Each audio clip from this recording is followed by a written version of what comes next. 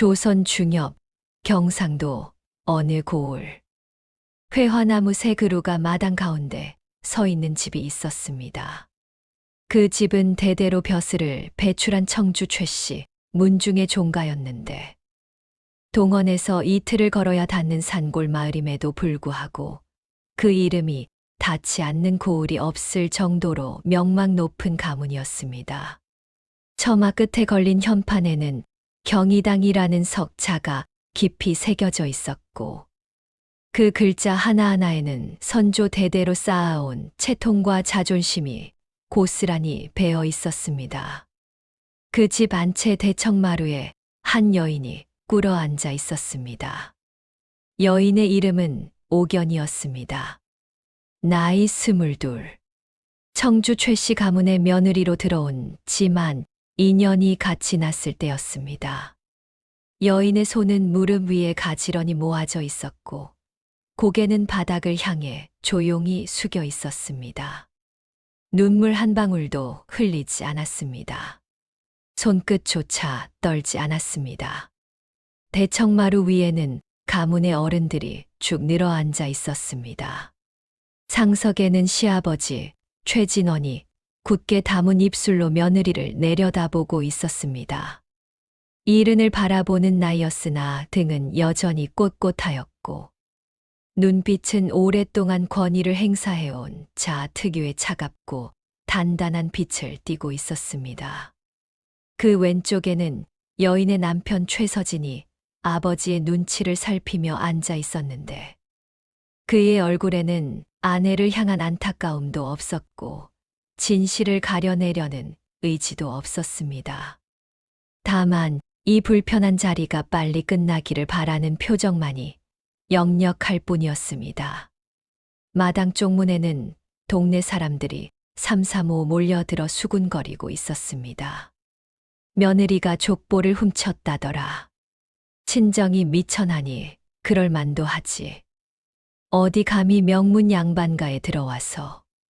수군댐은 파도처럼 번져나갔습니다. 그러나 오견은 그 어떤 말에도 흔들리지 않았습니다. 숨을 고르고 또 고르며 마침내 입을 열었습니다. 족보를 훔친 이는 지키려는 사람이 아니라 숨기려는 사람일 것입니다. 여인의 목소리는 낮고 조용하였으나 그 한마디가 경이다. 대청마루에 던진 파문은 고요한 연못에 바위 하나를 집어넣은 것과 같았습니다. 좌중이 일순간 굳어버렸습니다. 상석에 앉은 시아버지의 눈이 가늘어졌습니다. 그 눈빛 속에 무언가가 흔들렸습니다. 분노였는지 두려움이었는지 아니면 오랫동안 꾹꾹 눌러 담아온 비밀이 마침내 들킬지도 모른다는 공포였는지. 이 이야기는 그 눈빛이 무엇을 의미하는지를 밝혀내는 여정입니다. 그리고 그 여정의 시작으로 돌아가려면 2년 전 가을로 거슬러 올라가야 합니다. 이 영상을 보고 계시는 여러분, 구독과 좋아요를 눌러주시면 더 많은 분들이 이 이야기를 함께 하실 수 있습니다. 댓글에 여러분의 생각을 남겨주세요. 오견이 진실을 밝혀낼 수 있을지 여러분은 어떻게 생각하십니까? 자, 이 모든 것은 2년 전 가을 오견이 청주 최씨 종가로 처음 발을 들이던 날로 거슬러 올라갑니다. 2년 전 가을 단풍이 회화나무 새 그루를 붉게 물들이던 때였습니다. 오견은 함경도 변방고을 아전의 딸이었습니다. 아버지는 이름난 벼슬아치는 아니었으나 그를 아는 사람이었고 어머니는 살림을 꾸려가는데 빈틈이 없는 여인이었습니다. 오견은 그런 부모 밑에서 자라며 읽기와 쓰기를 익혔고 살림과 예절을 배웠습니다. 크게 가진 것은 없었으나 크게 부족한 것도 없는 자그마한 행복 속에서 유년을 보냈습니다. 혼담이 오간 것은 오견이 20살이 되던 해 봄이었습니다. 청주 최씨 종가. 이름만 들어도 고을 사람들이 저절로 허리를 숙이게 되는 집안이었습니다. 혼담을 들고 온 중매쟁이는 옥연의 어머니 앞에서 침을 튀기며 말했습니다. 그 집 장남이 전처와 사별하고 새 아내를 들이고자 하는데 용모가 단정하고 성품이 조용한 처자를 원한다고. 신분의 격차는 있으나 최 씨 가문에서 먼저 손을 내민 것이니 이것은 큰 은혜라고. 옥연의 아버지는 하룻밤을 고민했습니다. 딸을 귀하게 여기는 아비였으나 딸의 앞길을 위해 결국 혼담을 받아들였습니다. 명문 양반가에 들어가면 비록 신분의 차이가 있더라도 평생 굶주리지 않을 것이고, 자식을 낳으면 그 자식은 번듯한 양반의 핏줄이 될 것이라고 생각했습니다. 가을 혼례날, 옥연은 화려하지 않은 혼례복을 입고 경희당 대문을 넘었습니다. 처음 마당을 밟는 순간부터 옥연은 느꼈습니다. 이 집이 따뜻하지 않다는 것을. 회화나무는 아름다웠으나 마당에는 웃음소리가 없었고, 수십 명의 노복들은 허리를 깊이 굽혔으나 눈빛에는 온기가 없었습니다. 시어머니는 이미 수년 전에 세상을 떠난 뒤였고, 경희당 안채를 다스리는 것은 시아버지 최진원의 엄격한 규율 하나뿐이었습니다. 남편 최서진은 나쁜 사람이 아니었습니다. 그러나 좋은 사람도 아니었습니다. 그는 아버지 앞에서는 말 한마디도 제 뜻대로 꺼내지 못하는 사람이었고, 부드러운 얼굴 뒤에는 아버지의 눈총이 무서운 남자가 있었습니다. 옥연이 서러워 눈물을 훔칠 때 그는 위로 한마디보다 조심하거라는 당부를 먼저 건넸고, 시아버지가 트집을 잡을 때면 아내 곁에 서는 대신 조용히 사랑채로 자리를 피해버렸습니다. 옥연은 그 집에서 처음부터 이방인이었습니다. 시아버지 최진원은 며느리를 한 번도 이름으로 부르지 않았습니다. 최서방 아내라고 불렀고, 그것이 그녀의 신분을 규정하는 전부였습니다. 제사 준비에서 빠진 것 하나, 손님 대접에서 격식 하나를 어기면 불호령이 떨어졌습니다. 친정이 미천하다는 말은 직접 하지 않았으나 그 뜻을 담은 말들이 사방에서 날아들었습니다. 그럼에도 옥연은 버텼습니다. 말없이, 묵묵히, 할 일을 하고 예절을 지키고 가문의 규칙을 따랐습니다. 울음은 혼자 있는 밤에만 허락했고, 아침이 되면 눈두덩이 부어 있어도 얼굴을 단정히 추스르고 대청마루에 나타났습니다. 그렇게 2년이 흘렀습니다. 2년째 되던 해 가을, 추석 대제를 닷새 앞두고 사건이 터졌습니다. 서고가 열려 있었습니다. 경희당의 서고는 장서가 수백 권에 달하는 작은 건물이었는데, 그 중에서도 가장 안쪽 나무 괴짝 안에 보관된 것이 가문의 족보였습니다. 특히 그 중에서도 가장 오래된 초본 한 권은 청주 최씨 가문이 어느 시대 어떤 뿌리를 가졌는지를 손으로 쓴 기록이었습니다. 이 초본은 병화에도 살아남은 것으로 가문 어른들이 그 어떤 재산보다도 귀하게 여기던 것이었습니다. 서고를 여는 열쇠는 세 사람만이 가지고 있었습니다. 시아버지 최진원, 장남 최서진, 그리고 안채를 관리하는 며느리 옥연. 추석 대제 준비로 서고를 열어야 한다는 전갈이 내려온 그날. 아침 노복이 서고 문을 확인하러 갔다가 돌아와 파랗게 질린 얼굴로 보고했습니다. 족보, 초본이 없습니다. 집안이 발칵 뒤집혔습니다.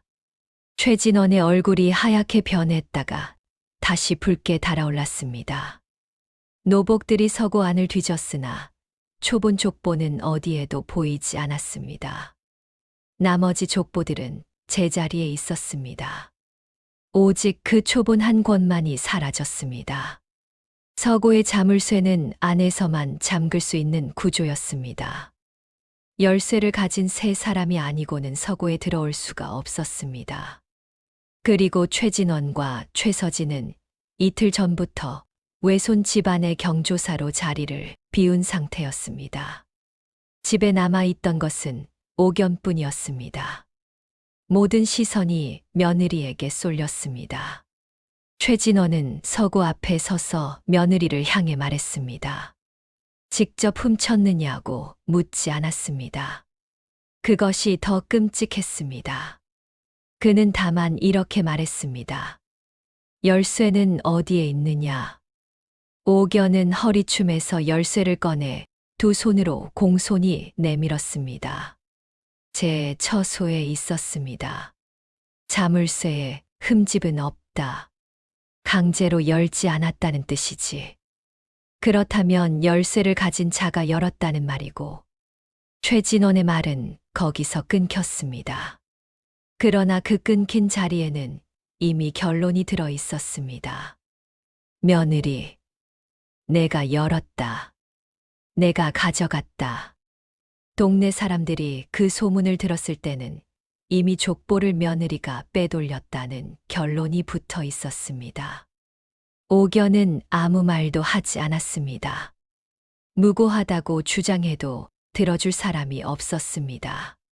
친정이 미천하다고 여기는 집안에서 서고, 열쇠를 가진 유일한 용의자로 지목된 상황에서 며느리의 항변이란 공허한 바람 소리에 불과했습니다.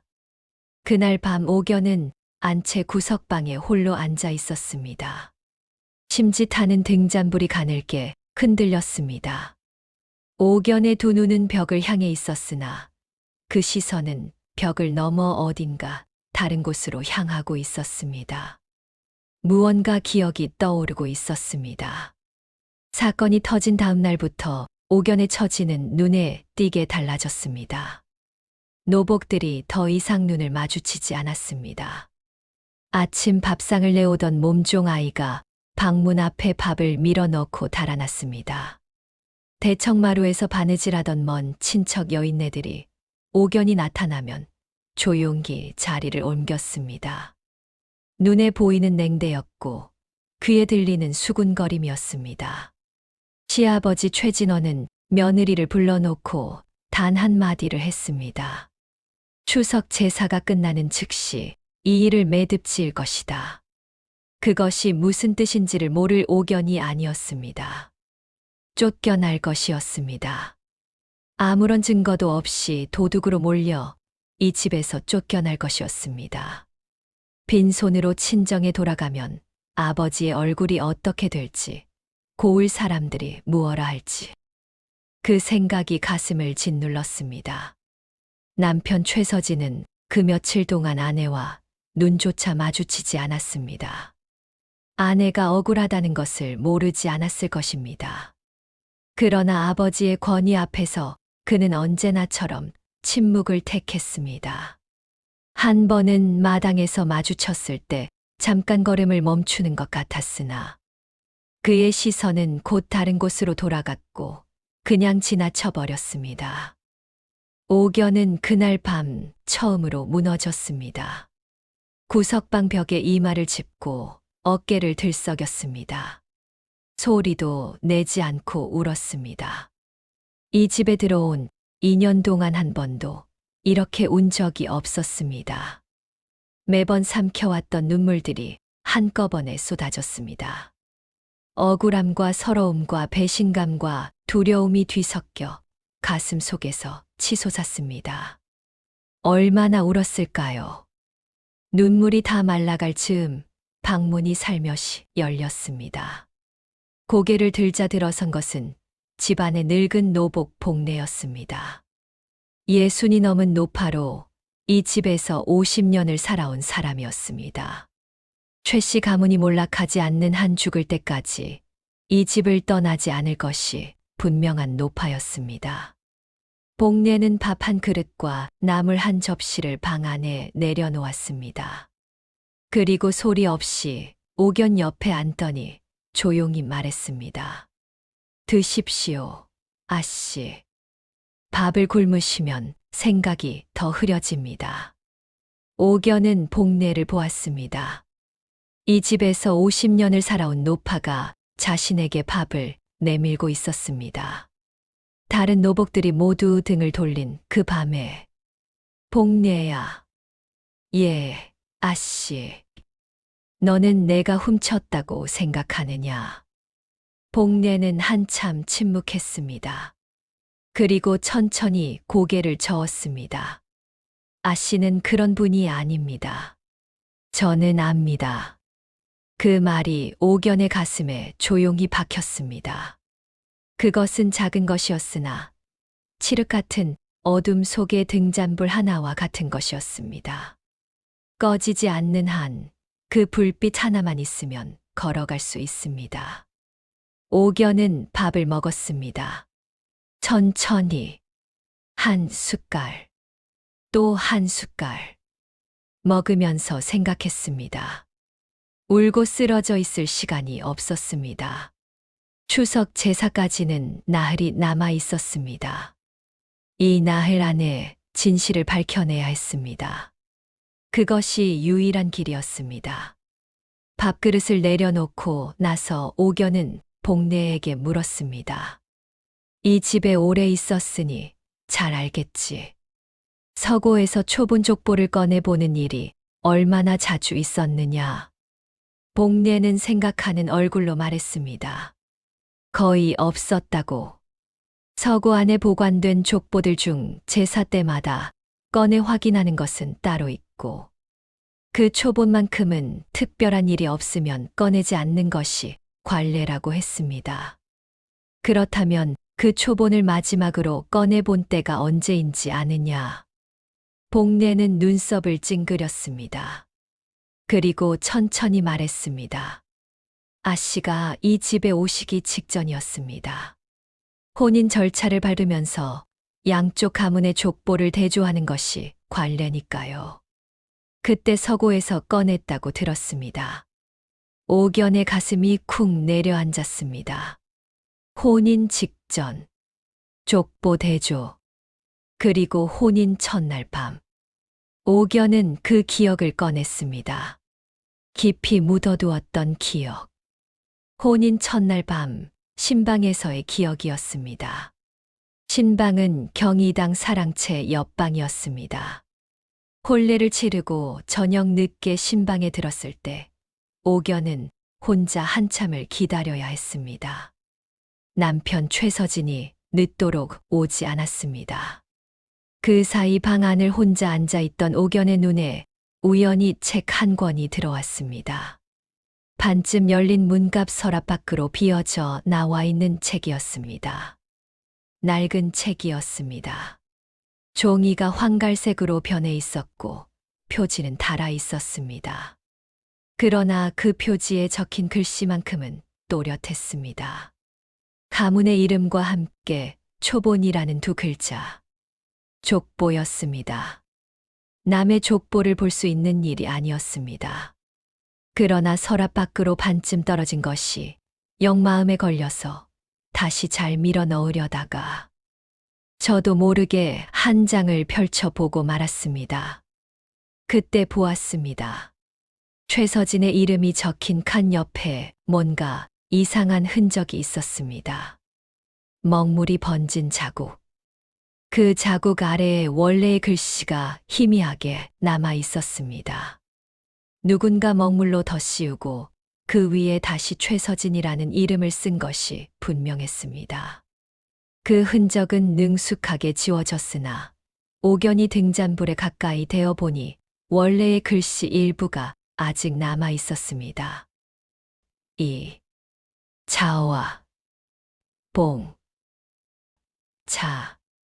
이이봉이었는지 아니면 다른 이름이었는지 글자가 반쯤 지워진 탓에 확신할 수 없었습니다. 그러나 분명한 것은 그 자리에 원래 다른 이름이 있었다는 사실이었습니다. 옥연은 당시 가슴이 철렁 내려앉았으나 얼른 책을 제자리에 밀어 넣었습니다. 그날 밤 늦게 들어온 남편에게 아무런 내색도 하지 않았습니다. 시집 첫날 밤에 족보 이야기를 꺼낸다는 것은 스스로 화를 자초하는 일이었습니다. 그 기억은 가슴 깊이 묻어두었습니다. 2년이 지나도록 꺼내지 않았습니다. 그런데 그 기억이 지금 다시 떠올랐습니다. 사라진 초본 족보. 안에서만 잠글 수 있는 서고. 열쇠를 가진 세 사람. 그리고 그날 밤 문갑 서랍에서 반쯤 흘러나와 있던 초본. 옥연은 천천히 생각을 풀어나갔습니다. 족보는 2년 전에 이미 사랑채 문갑에 꺼내져 있었습니다. 혼인 전 족보 대조를 위해 꺼낸 것이 분명했습니다. 그런데 그 과정에서 누군가 이름이 변조된 흔적을 발견했을 것입니다. 아니, 애초에 변조한 사람이 그 족보를 꺼낸 사람이었을 것입니다. 그렇다면 이번에 족보를 없앤 것도 같은 사람일 가능성이 높았습니다. 초본에 적힌 진실을 지우고 싶은 사람. 옥연은 복례를 향해 고개를 들었습니다. 복례야. 이 가문에서 장남 도령이 태어나던 시절 이야기를 아느냐? 복례는 입을 꾹 다물었습니다. 그 침묵이 무언가를 담고 있었습니다. 아씨, 말하여라. 이것은 아씨가 알아서는 안 되는 이야기입니다. 알아야 한다. 내가 이 집에서 도둑으로 몰려 쫓겨나지 않으려면. 복례는 한참 동안 대청 쪽을 살피더니 몸을 낮추고 목소리를 낮추었습니다. 등잔불이 두 사람의 얼굴 위에서 가늘게 타들어갔습니다. 복례가 들려준 이야기는 30년도 더 된 과거의 일이었습니다. 조선 땅이 전쟁의 화마에 휩쓸리던 그 시절의 이야기였습니다. 최진원은 그 당시 30이 간 넘은 나이였고, 경희당은 아직 세상에 이름을 크게 알리지 못한 작은 양반가였습니다.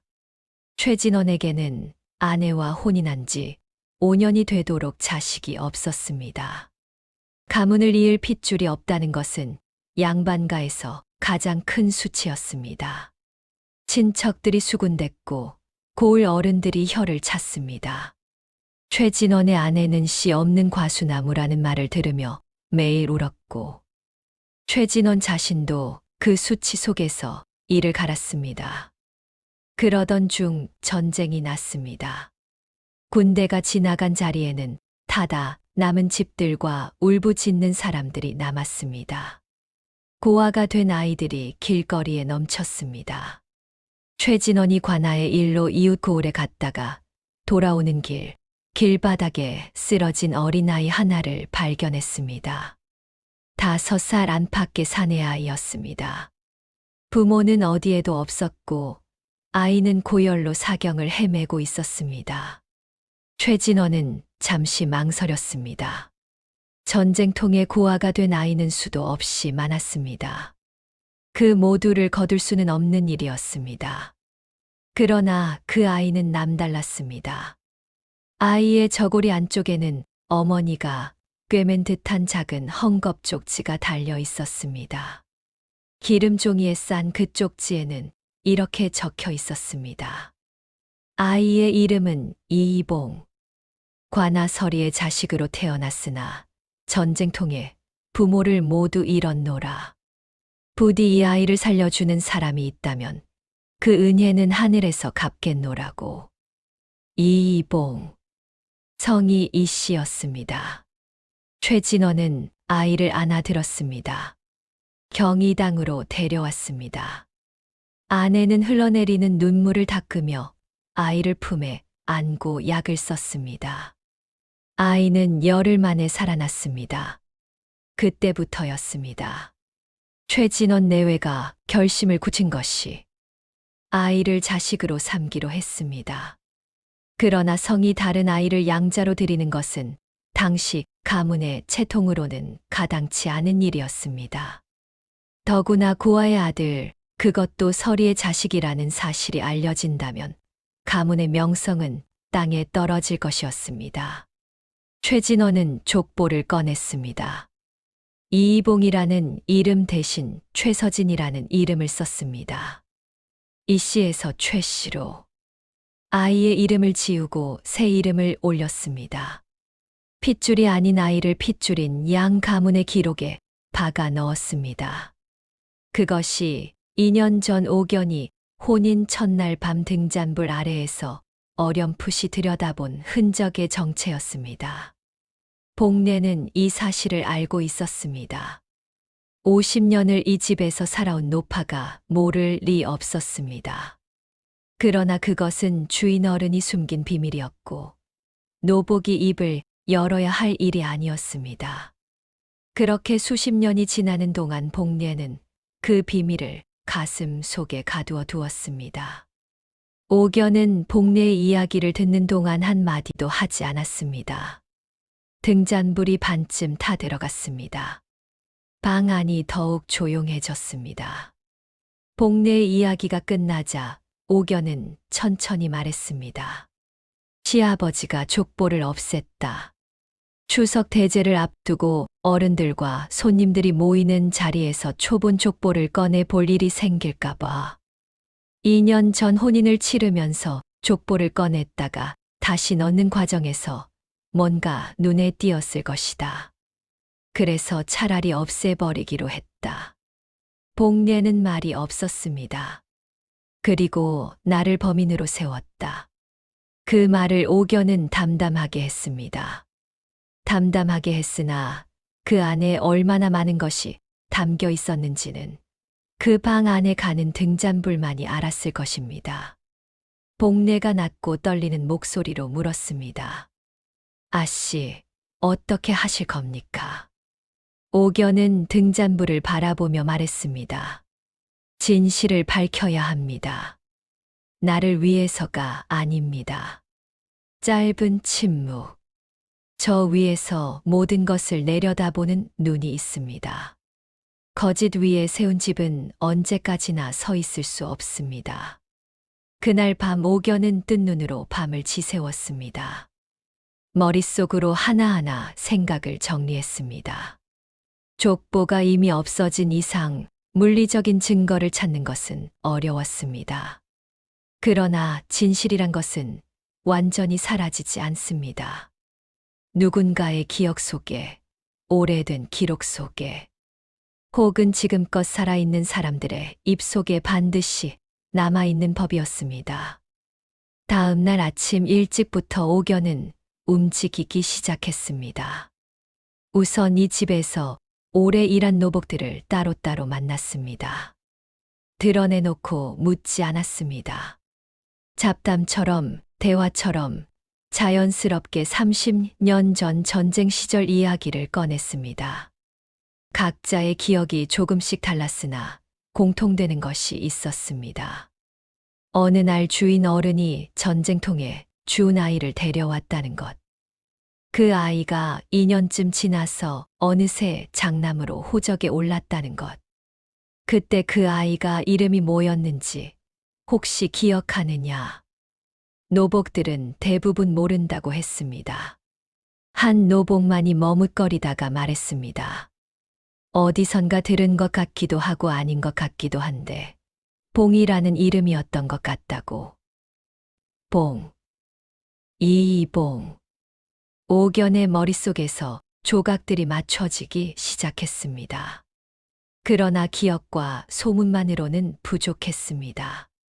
시아버지 최진원은 영리한 사람이었습니다. 노복들의 기억은 언제든 부정할 수 있었고, 복례 한 명의 증언은 노복의 말이니 믿을 수 없다는 한마디로 일축될 수 있었습니다. 더 확실한 것이 필요했습니다.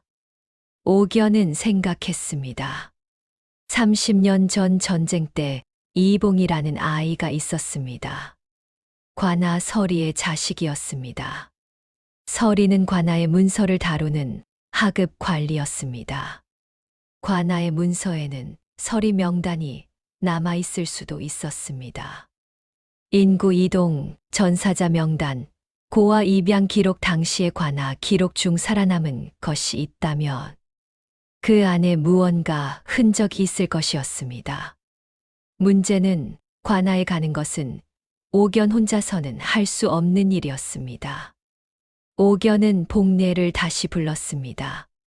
복례야. 이 고을에서 오래된 양반 가문에 서고나 관아 근처에서 일한 사람 중에 내 부탁을 들어줄 이가 있느냐.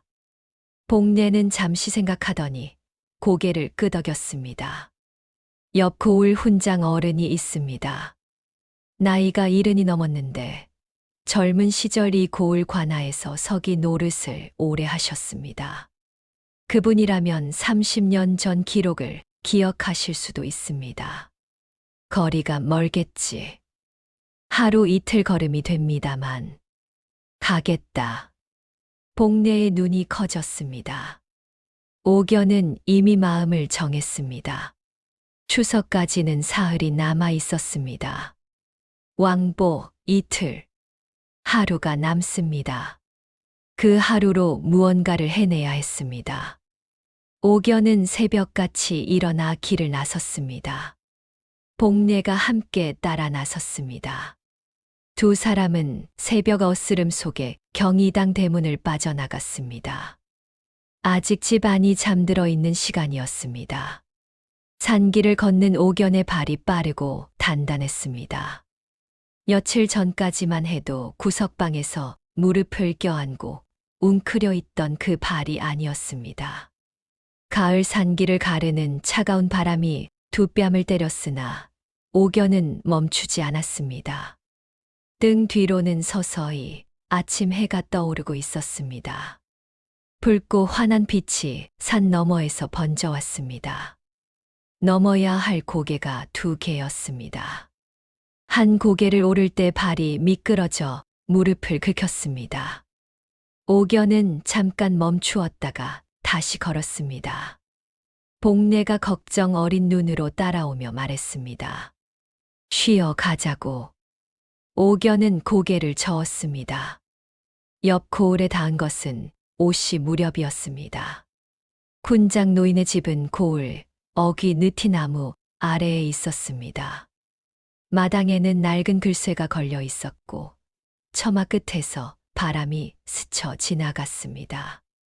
옥연은 대문 앞에 서서 정중히 알렸습니다. 청주 최씨 종가에서 온 며느리라고. 훈장 노인은 백발이 성성한 어른이었습니다. 눈은 깊었고 말은 느렸으나 그 말 하나하나에는 오랜 세월이 담겨 있었습니다. 옥연은 무릎을 꿇고 앉아 천천히 이야기했습니다. 도둑으로 몰린 자신의 처지를 이야기했고 확인하고 싶은 것이 있다는 것을 말했습니다.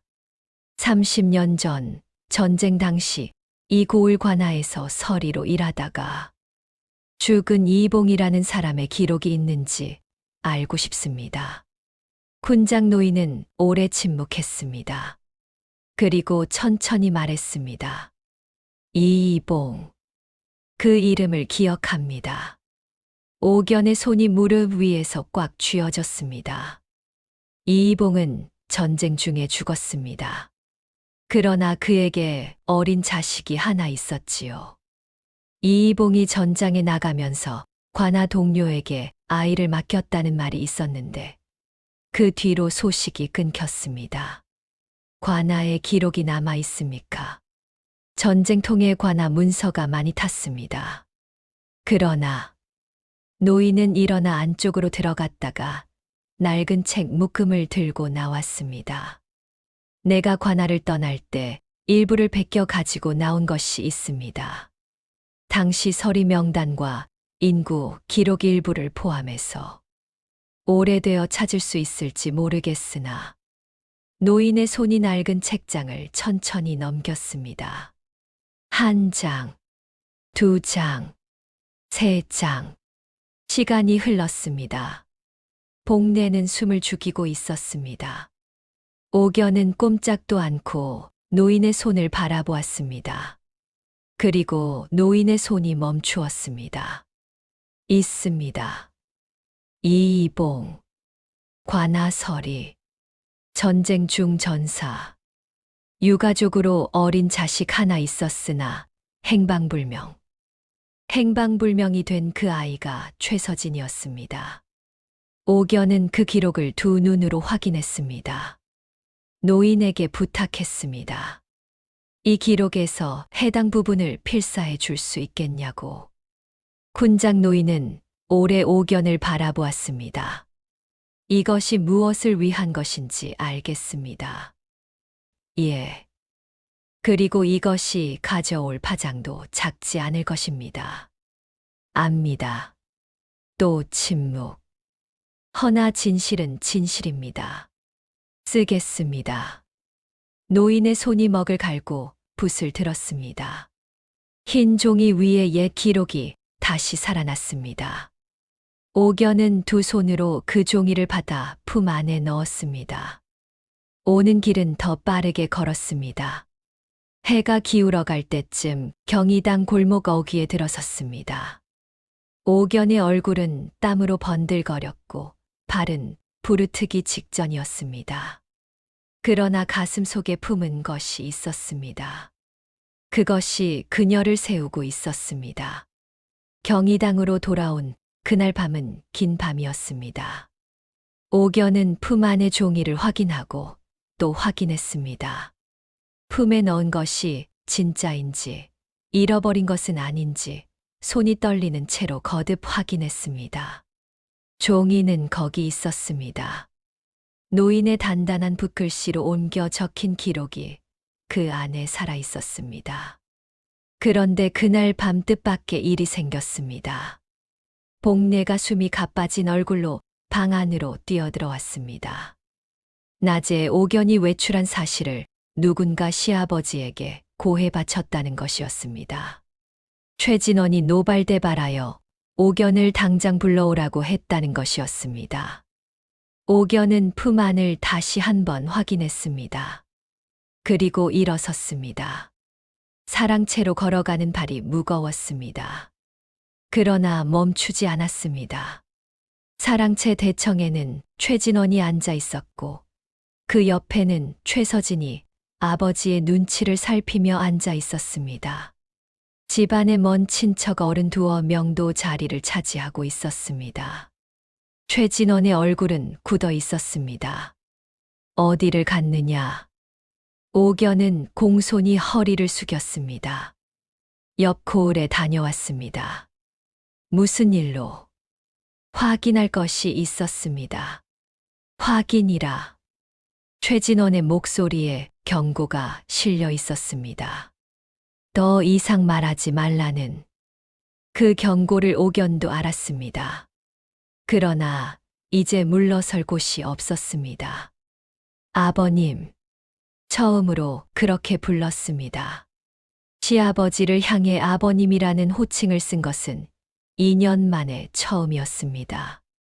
그 호칭 안에는 존경도, 복종도 아닌 무언가 다른 것이 담겨 있었습니다. 진지하고 조용한 것. 그러나 꺾이지 않는 것. 저는 이 집에서 도둑으로 몰렸습니다. 억울한 누명을 쓰고 이 집을 쫓겨나게 되었습니다. 저를 지키는 것은 저 자신밖에 없습니다. 최진원은 한마디도 하지 않았습니다. 저는 이 집에 들어온 날부터 이 집을 위해 살았습니다. 그러나 이 집이 저를 도둑으로 만들려 한다면 저는 진실을 말할 수밖에 없습니다. 최진원의 눈이 날카로워졌습니다. 그 말이 무슨 뜻이냐? 옥연은 천천히 품 안에서 종이를 꺼냈습니다. 두 손으로 들어 앞으로 내밀었습니다. 이것이 있습니다. 최진원의 얼굴이 흔들렸습니다. 아주 미세하게. 그러나 오랜 시간 그 얼굴을 바라봐온 최서진은 보았습니다. 아버지의 얼굴에서 무언가가 흔들렸다는 것을. 30년 전 전쟁 당시 이 고을 관아설이었던 이봉이라는 사람의 기록입니다. 그의 자식이 전쟁통에 행방불명되었다는 기록이 함께 들어 있습니다. 좌중이 숨을 죽였습니다. 최서진은 눈을 들어 아버지를 바라보았습니다. 최진원은 한동안 꼼짝도 하지 않았습니다. 등이 굳어 있었습니다. 눈이 굳어 있었습니다. 이 집을 30년 동안 버텨온 그 굳음이 지금 이 순간 균열을 일으키고 있었습니다. 그리고 나직이 말했습니다. 그 종이를 내려놓아라. 아버님, 내려놓으라 하였다. 옥연은 내려놓지 않았습니다. 저는 도둑이 아닙니다. 그것을 아버님도 아십니다. 족보를 없앤 것은 제가 아닙니다. 그 안에 적힌 진실을 지우고 싶었던 분이 없애신 겁니다. 최진원의 눈이 감겼습니다. 그 눈꺼풀 아래에서 무언가가 무너지고 있다는 것을 최서진은 처음으로 감지했습니다. 아버지의 눈이 다시 열렸을 때 그 안에는 날선 분노 대신 오랫동안 숨겨온 것들이 조금씩 새어나오고 있었습니다. 좌중 안에 긴 침묵이 흘렀습니다. 그 침묵이 너무 길어질 즈음 최진원이 입을 열었습니다. 목소리는 낮았습니다. 떨리지는 않았습니다. 그러나 그 낮음 속에는 30년의 무게가 실려 있었습니다. 서진아. 최서진이 몸을 굳혔습니다. 애비가 할 말이 있다. 그날 밤 사랑채에서는 긴 이야기가 오갔습니다. 최진원이 입을 연 것은 평생 처음이었습니다. 30년 동안 가슴 속 깊이 묻어두었던 것을 꺼내는 일이었습니다. 목소리는 때로 낮아졌다가 때로 끊어졌습니다. 먼 친척 어른들이 그 이야기를 들으며 눈을 크게 떴다가 조용히 감았습니다. 전쟁통에 줍다시피 한 아이, 이이봉의 자식, 핏줄이 없어 씨름하던 부부가 그 아이를 품에 안았고 그 아이가 없었다면 청주 최씨 경희당의 대가 이미 끊겼을 것이었습니다. 최진원은 서진을 진심으로 자식처럼 키웠습니다. 아니, 자식 이상으로 키웠는지도 몰랐습니다. 죄책감과 사랑이 뒤섞인 그 감정으로 이 아이를 제대로 키워야 한다고, 이 아이를 부끄럽지 않은 사람으로 만들어야 한다고. 그러나 두려움은 사라지지 않았습니다. 언제 들킬까? 누군가 알게 되면 어쩌나? 가문이 무너지면 아이는 어디로 가야 하나?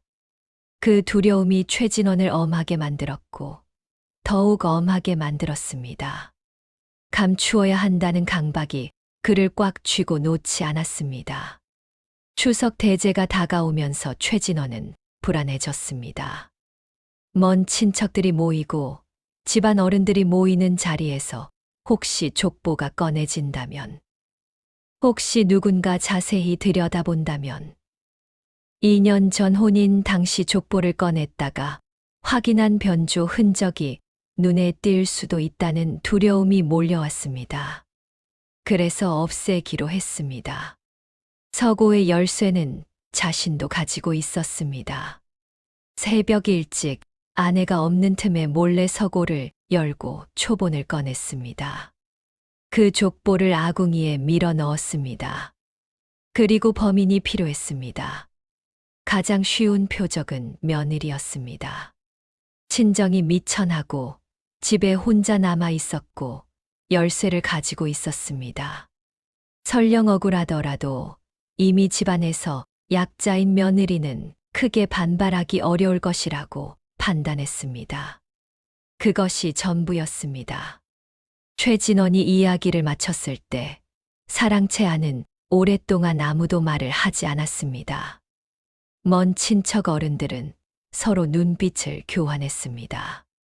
당혹스러움이, 혼란이, 그리고 오래된 권위를 향한 경외가 뒤섞인 표정들이었습니다. 최서진은 아버지를 바라보았습니다.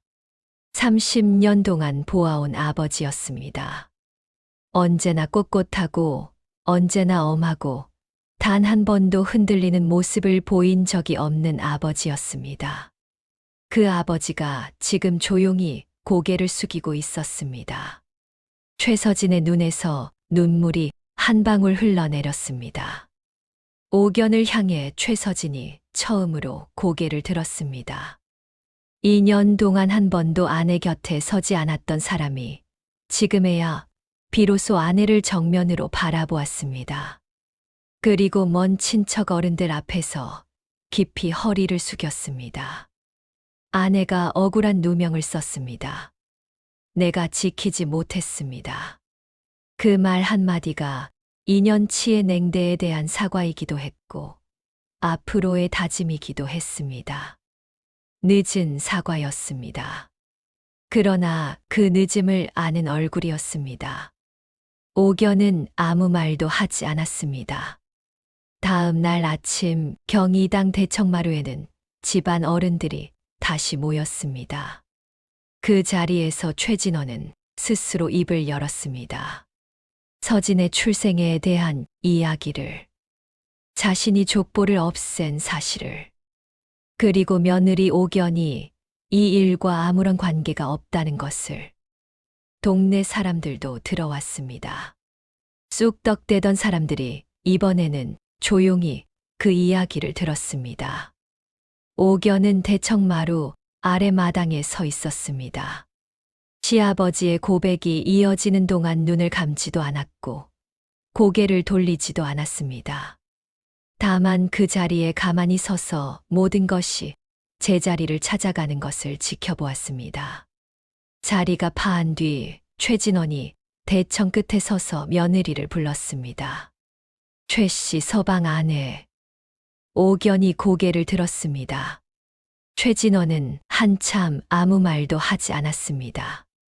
그리고 낮게 말했습니다. 내가 틀렸다. 평생 처음 하는 말이었을 것입니다. 그 네 글자가 늙은 양반의 입에서 나오는데 30년이 걸렸습니다. 옥연은 공손히 허리를 숙였습니다. 그리고 조용히 말했습니다. 가문은 거짓으로 이어지지 않습니다. 그러나 사랑으로는 이어집니다. 최진원의 눈이 흔들렸습니다. 그 눈빛 속에서 무언가가 오랫동안 쌓인 것들과 함께 쓰러졌습니다. 그로부터 10년의 세월이 흘렀습니다. 경희당은 여전히 거기 있었습니다. 회화나무 새 그루도 여전히 마당 가운데 서 있었습니다. 그러나 그 집 안의 공기가 달라져 있었습니다. 봄이면 웃음소리가 마당을 채웠고 가을이면 제사를 준비하는 손길들이 분주했으나 눈빛이 따뜻했습니다. 최서진은 달라진 사람이 되었습니다. 아버지의 권위 뒤에 숨던 사람에서 스스로 자리를 잡은 사람이 되었습니다. 집안을 이끌어가면서도 옥연의 말에 귀를 기울였고 노복들에게도 공평하게 대했습니다. 그가 달라진 것은 어느 날 갑자기가 아니었습니다. 그날 밤 사랑채에서 아버지의 이야기를 들은 뒤부터 조금씩 그렇게 되었습니다. 자신이 이 씨의 핏줄이라는 사실이 처음에는 충격이었습니다.